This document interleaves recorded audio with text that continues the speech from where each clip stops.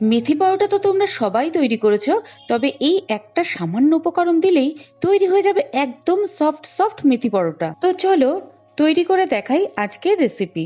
এর জন্য প্রথমেই আমি 1 কাপ আটা ও 1 কাপ ময়দা নিয়ে এর মধ্যে একে একে দিয়ে দেব ফ্রেশ কুচনো মেথি পাতা, বেসন যেটা কিনা নরম টেক্সচারের জন্য, আদা ও রসুন বাটা, কাঁচা লঙ্কা কুচি, হলুদ গুঁড়ো, জিরে গুঁড়ো, শুকনো লঙ্কা গুঁড়ো, স্বাদমতো নুন ও রিফাইন অয়েল।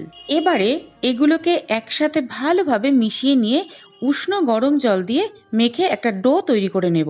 ডো তৈরি হয়ে গেলে 15 থেকে 20 মিনিটের জন্য রেস্টে রেখে দেব। 15 মিনিট পর ডো থেকে লেচি কেটে নিয়ে বেলে নেব। এবারে পরোটাগুলো সেঁকে নিয়ে অল্প ঘি দিয়ে ভেজে নেব। তৈরি হয়ে গেল মেথি পরোটা। মেথি পরোটা তৈরি করার সময় তোমরা বেসনের ব্যবহার করো, এতে না পরোটা সত্যি খুব সফট থাকে, অসাধারণ হয়েছে।